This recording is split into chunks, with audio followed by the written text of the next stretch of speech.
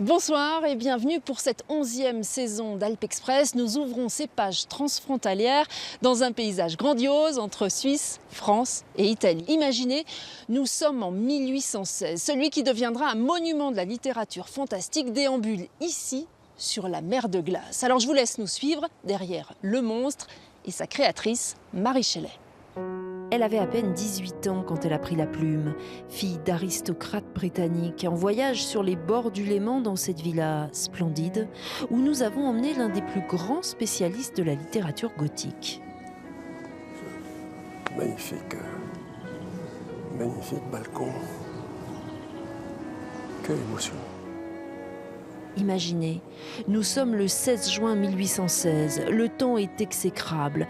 Mary Shelley et ses amis sont réunis autour du feu qui crépite à l'intérieur, juste là, à quelques mètres de nous.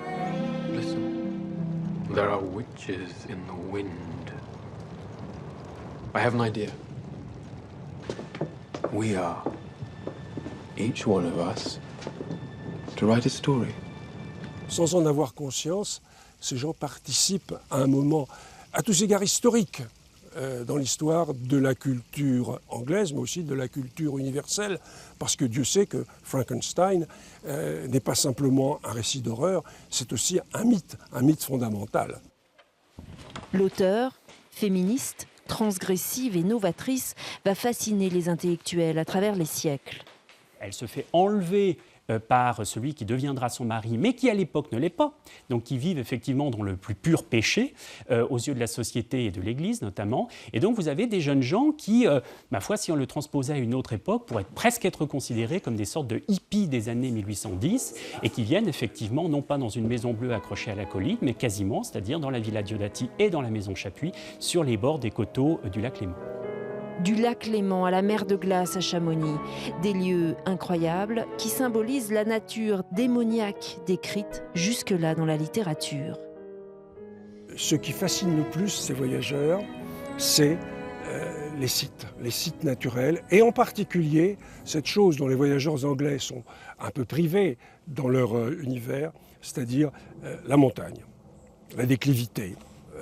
La perpendicularité, la verticalité qui enchante mais qui en même temps terrifie. Et si Mary Shelley a littéralement été séduite par la mer de glace, elle a aussi été troublée par le Salève, cette montagne des Genevois, leur direction, le bas de la vallée. Alain Morvan, ce passionné d'histoire macabre, déambule au pied du Salève, comme il parcourt les pages de ce Frankenstein qu'il fascine depuis plus de 20 ans. Le Salève, c'est l'endroit où, de nuit, Victor Frankenstein, qui est à la recherche de son monstre en même temps qu'il le fuit, parce que c'est la dialectique qui règne tout au long du livre. Hein. On a peur, on se cherche pour se détruire et on ne sait pas qui chasse qui. Eh bien, c'est là qu'il voit, avec un effet de verticalité qui est littéralement sublime, il voit son monstre de nuit qui file à une vitesse vertigineuse le long des parois du Salève. Et au-dessus s'élevait le Mont Blanc dans son affreuse majesté. C'est ainsi que Mary Shelley décrit l'ambiance du jour, sévère et troublante. Je vous laisse imaginer ou relire Frankenstein en attendant l'actualité de la semaine chez nos voisins. Après le choc de l'été, la mort violente de leur patron, les salariés du groupe FCA, ex-Fiat Auto, sont plus que jamais inquiets pour leur avenir. Un conseil d'administration extraordinaire vient de nommer Mike Manley, ex-directeur de la filiale Jeep, en lieu et place de Sergio Marchionne, décédé. Mais rien encore sur le nom du futur responsable Europe, dont dépendent les sites italiens, Turin, Pomigliano et Melfi. Pas davantage de certitude pour les salariés de Magneti Marelli, qui occupent 2000 pieds montés et doit être vendu par FCA. Oh, mais j'en connais qui diront ah ouais, mais il y a des gens payés pour nettoyer. Tu vois ce que je veux dire ? Signé Bob Morlon, un employé communal chargé de la propreté urbaine qui a choisi de faire de l'humour avec les monceaux de déchets qu'il ramasse tous les jours. Depuis 3 ans qu'il a commencé de poster sur les réseaux sociaux ses aventures de nettoyeur des villes, il collectionne les vues, 80 000 en moyenne. Un bon coup de pouce dans l'éducation des masses aux vertus de la bonne gestion des déchets.